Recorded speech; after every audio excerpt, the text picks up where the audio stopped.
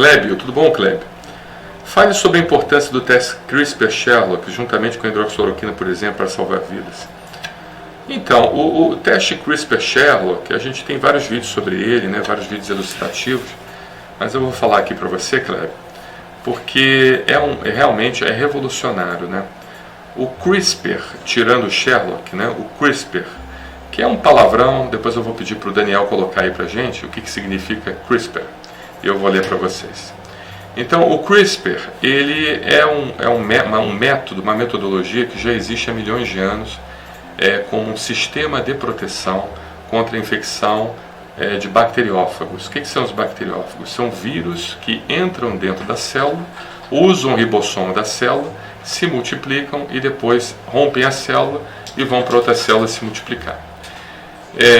O CRISPR, né, esse sistema, essa proteína, ela então foi desenvolvida como um mecanismo de defesa que ela consegue se ligar ao vírus e romper o vírus e matar o vírus, né, dentro da bactéria. Isso já existe há milhões e milhões de anos e nós nunca descobrimos isso, né? E duas pesquisadoras, há mais ou menos uns 15 anos, elas conseguiram então isolar essa proteína e descobrir uma aplicabilidade para o tratamento de doenças. O início foi o tratamento, não o diagnóstico. Tá? Ou seja, é uma proteína que tem um RNA guia, e esse RNA guia, por sua vez, ele se liga ao DNA do vírus, e ele consegue então, justamente do vírus nesse caso, mas no caso da pesquisa das pesquisadoras não era vírus, na pesquisadora era o DNA humano mesmo, onde você conseguia identificar a porção genética alterada de pacientes com doenças hereditárias, as chamadas doenças monogenéticas.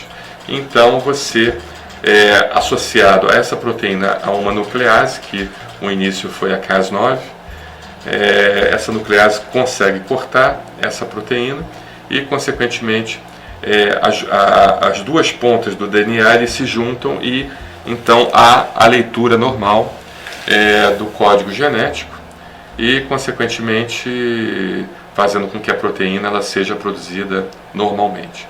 Então, CRISPR, eu não sei se o Daniel, as pessoas estão vendo isso, estão vendo, Daniel? Não. Bota para as pessoas darem uma olhadinha. As pessoas poderem entender o que significa CRISPR, que é uma sigla, né? É um palavrão.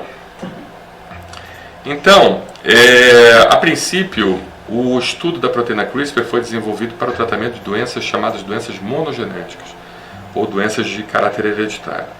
Depois começou a haver aplicabilidade para outros tipos de tratamento de doenças infecciosas, por exemplo, porque da mesma forma como ele se liga à genética humana, ele pode se ligar também à genética de vírus, de bactérias, de protozoários, de fungos, e de certa forma romper essa genética desses elementos, principalmente de vírus e bactérias, né? Os outros germes é ainda uma possibilidade remota, mas o que está realmente sendo feito com muita intensidade são vírus e bactérias, e o mais importante do CRISPR é que ele consegue ser adaptado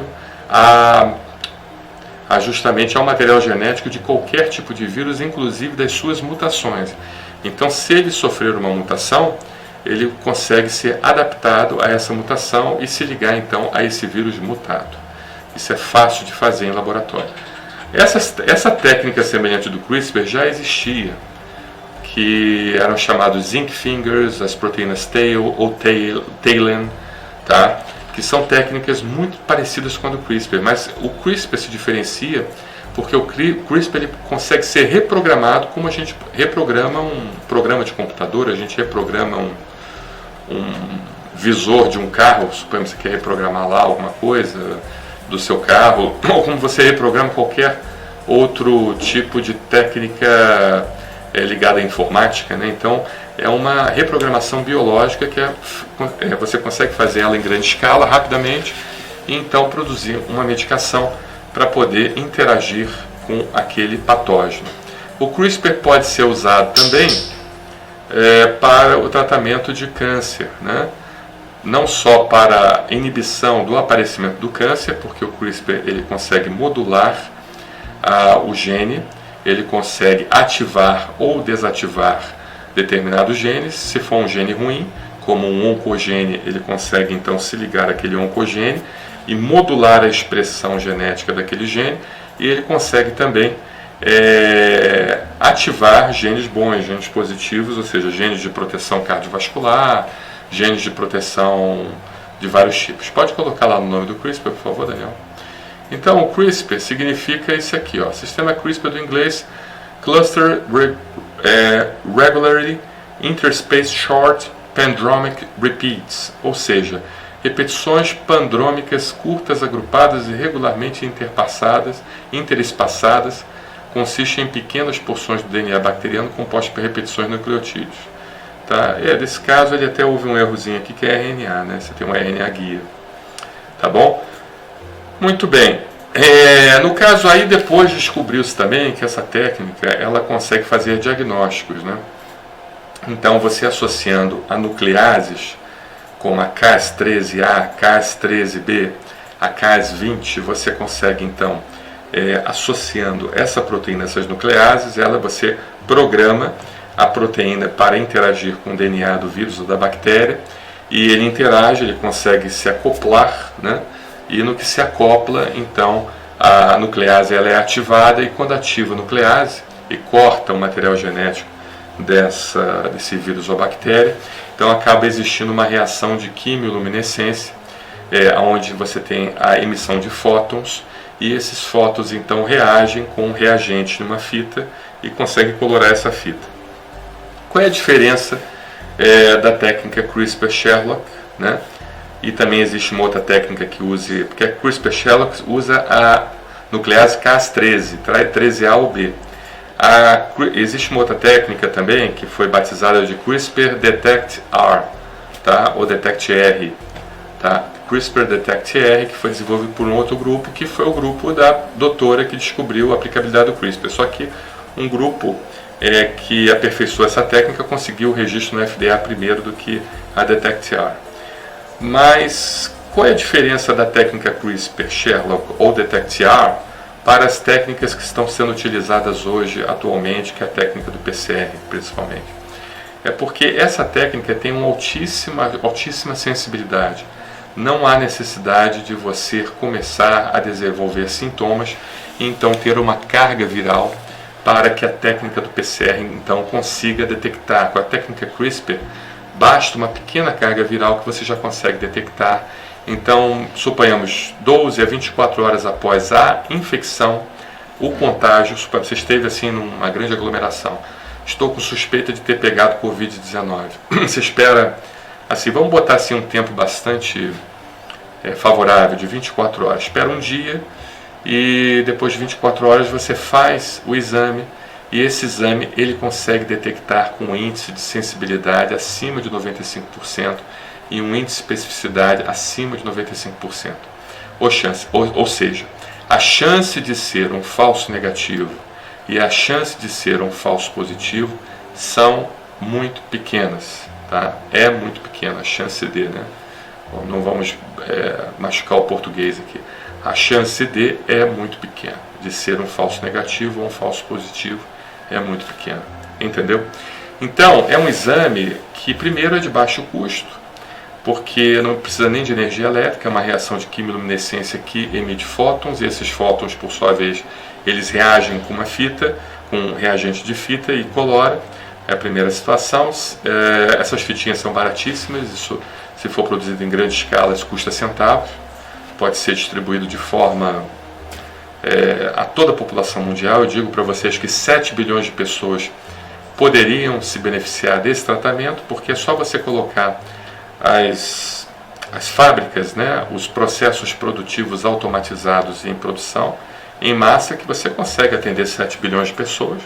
Não há nenhum tipo de mistério em relação a isso. E a produção também da proteína CRISPR, né, isso sendo feito de forma contínua, também não haveria nenhum problema. Então você tem o uso dessa fita, é de fácil aplicação, porque você pode usar uma gota de sangue, você pode usar uma secreção nasal, uma secreção de orofaringe e assim por diante. O pessoal do Canadá está estudando em relação ao sangue, para poder ter um modelo e fazer a comparação desse modelo do sangue com o modelo das secreções nasais. Então é importante a gente ter esse estudo também. O pessoal do JAX, o professor Jacques Tremblay, ele está estudando essa questão do sangue. E assim, é um teste que, suponhamos, o vírus sofreu uma mutação, ótima, a gente cria uma nova proteína CRISPR que vai então se ligar ao vírus mutado, entendeu? Então não tem tanta dificuldade, pode ser feito por profissionais de saúde ou por não profissionais de saúde, como você faz um teste de gravidez. Então um agente de saúde, por exemplo, o pessoal da Cruz Vermelha, que tem muitos voluntários, né? Nós fazemos parte da Cruz Vermelha, a Cruz Vermelha poderia treinar esses agentes de saúde, que um segundo grau completo já seria suficiente, não precisaria mais do que isso, e um bom treinamento coletando essas amostras, já conseguiríamos então fazer um diagnóstico adequado. Então assim, Kleber, é a solução para a humanidade, entendeu? Eu falo isso, eu sei que muitas das vezes, as pessoas agora estão começando a me ouvir, né? Já estou falando isso já há um tempão. Eu já conheço o CRISPR já há muito tempo, desde o início dos primórdios, né? Quando eu estive na reunião lá da Sociedade Americana de Terapia Gênica em Salt Lake City em 2013. Estivemos lá na reunião, pudemos acompanhar lá os estudos desenvolvidos do professor Jacques Tremblay, onde ele foi expor e também criar o Consórcio Internacional de Terapia Gênica na reunião de 2013. Lá já falavam já do CRISPR, já estava lá nos primórdios do CRISPR.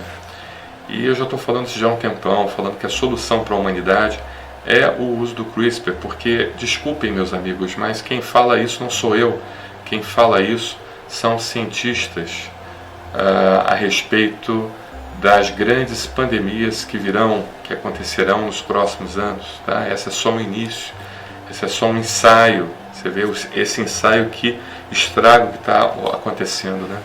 As próximas pandemias elas serão extremamente mortais, elas vão matar mais de 50% da população mundial. Quem fala isso não sou eu, tem várias publicações já de cientistas importantes, inclusive matemáticos, dizendo que a probabilidade nos próximos anos de nós enfrentarmos uma pandemia catastrófica é imensa. Tá? Então precisamos realmente nos unir e investir em técnicas eficazes.